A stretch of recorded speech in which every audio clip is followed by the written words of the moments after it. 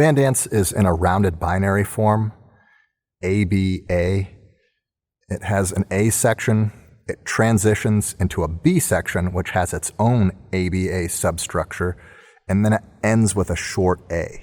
If you take a look at the A section, for instance, right here at measure 6, after the 5-measure introduction, we have our A theme, and it's composed of a melodic theme and then a rhythmic motif. This theme is passed around to every section of the orchestra at some point. The first violins play it twice. Then at rehearsal 14, the violas, cellos, and bass players will play the theme. Now, it's important to understand that if you have third violins and you're using them here, at rehearsal 14, the third violin part begins to double the second violin part and not the viola part, because they don't have C string, so they're not going to be able to play that E. They're not going to play that D. So they start doubling the second violins instead, and then later on, when they have the open Gs in measure 16, they start to double the violas again, and then second violins again, 18 and 19. So that's just an important thing to know if you're using third violins. Their part's different there, so pay attention. A cool way to rehearse this piece is to have your violas, cellos, and basses start at 14 and play with your first violins at 6, so that everybody can learn the theme at the same time. Your second violins will get a taste of that theme here in measure 28, and they'll get a lot of the 16th note rhythmic motifs too, so don't feel like they're left out. But you can have them play maybe some of 28 every once in a while, or just write the part out for them. But you can rehearse it all together, and it might be helpful to learn it, to learn the style of the eighth notes, learn the intonation, learn the phrasing all together as a group, and then, piece it together as it's orchestrated. In the B section, we have some like sections as well. We've got this viola melody here, which is duplicated by first violins, but up an octave. Second violins get some harmony. You can rehearse all of this together, and that might save you some rehearsal time. So you could have your violas play at 36 while your violins are playing at 40, and you can accomplish the same sorts of things, except in half the time. In the broader section, we've got these 2-bar phrases that are duplicated. First, it starts in second violins, then viola, cello, bass, then first and second violins. So we could have first and second violins start in 48, play through 49, and then we could have our viola, cello, bass play in 46, 47, and rehearse all of that at the same time. The A theme comes back in 56, and it's the same as it was before in measure 22. So you've already rehearsed it at that point, so you can rehearse like sections, rehearse those spots back to back just to show everybody what's going on, and also make sure that you're lining up the pizzicato stuff in measure 63. I want to take a look at the dynamic scope. We have things that are either marked forte or marked piano, nothing in between. So here's some of the things that you might want to look out for. Usually, melodic material is forte and supporting material is marked piano. Like right here at measure 6, the first violin melody is marked forte, second violin's viola is piano. Now, low strings are still forte from the beginning, so they're still going to provide a strong foundation. It's just the second violins and the violas that are playing softer here. At 14, we have a dynamic level increase for the violas. Second violins are still playing piano here because they have a harmonic purpose here at 14 along with the first violins. And third violins are still piano as well because they do not double the violas here like I mentioned earlier. So we have viola, cello, bass all playing forte, everybody else playing piano. Then at 16, when the third violins are able to double the violas again, they get bumped up to forte, and then back to piano at 18 when they're doubling the second violins. So their dynamics are changing quite a bit Everybody else in the orchestra is pretty consistent from 14 onward. Now there are some opportunities to do some two-bar phrasing here if you would like to do that.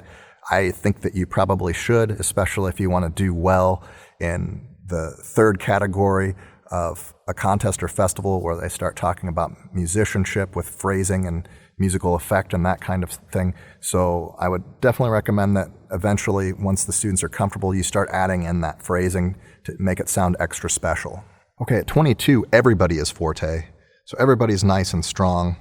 And again, we still have these two-bar phrases. I think the phrasing is going to be mission critical here, 22, 23, 24, 25, and then we have similar material, 26, 27, 28. Second violins have the melody, and then we have our transition and our pizzicato section. This pizzicato section is going to take quite a bit of work to put together. We see this slight ritardando here in measure 35.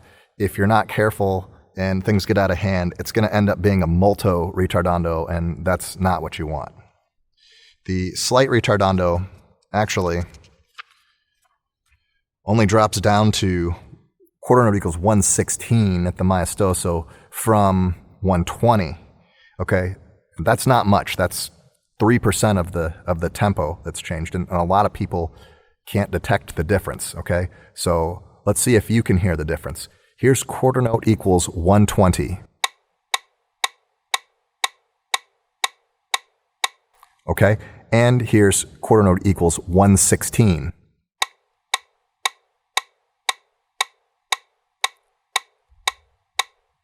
All right, so maybe you can tell the difference between 116 and 120. Your average audience member may not, so it's not a huge tempo change here. It's very minimal, so don't go crazy with the maestoso and slow down a whole bunch. It's just a 4-click difference. We have this broader section at 44, and we'll talk about that some more in the style video, but that's the little B section to the bigger B section, and then the little A section to the little B section comes back here in 52.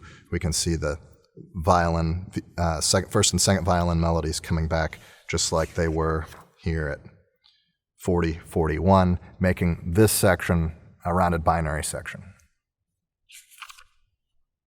At 56 here, it's the same as 22. The A theme comes back, and we get this, 4-5-1 harmonic progression here, just like we did, and we close it out with pizzicato, similar to the way that we transitioned into the B section. Some more generalities for fan dance. Most of the forte melodies have short bows or short note lengths against the piano supporting harmonies. So loud and short is a cool combination because you can play it with a little extra emphasis, but you can also hear the supporting harmonies. They don't have to play too loud.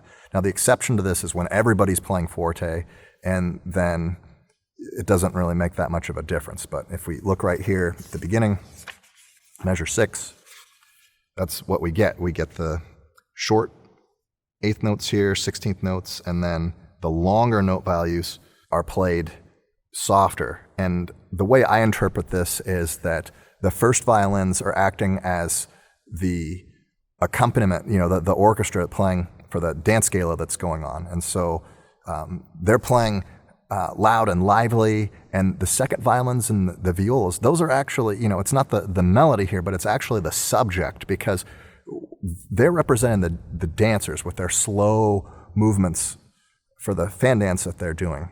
And, we also are given this imagery here about, geishas and stuff. And so we're thinking about like light dancers, okay, not sumos. And so they need to be softer and light and in the background. I hope this explanation of the structure gives you some ideas on how to rehearse this, rehearsing like sections, rehearsing all of the melodies at the same time. That's going to save you a bunch of rehearsal time, so you don't have to reteach everything twice. You could just teach it once and then work on the harmonies along with it later. I also hope that it gives you an idea about maybe how to create some balance, how to bring out some of the character and sort of what some of these things, at least I think, represent in the music. You might have your own interpretation, and if you do, that's fine. In fact, I'd actually like to hear from you if you have a different interpretation, and you can drop it in the comments section below, and I'd like to see how you do it. So in the next video, we're going to talk about the style of the piece, what to do about some of these bowings, some different bowing strategies, and how to further bring out the character of fan dance. So we'll see you next time.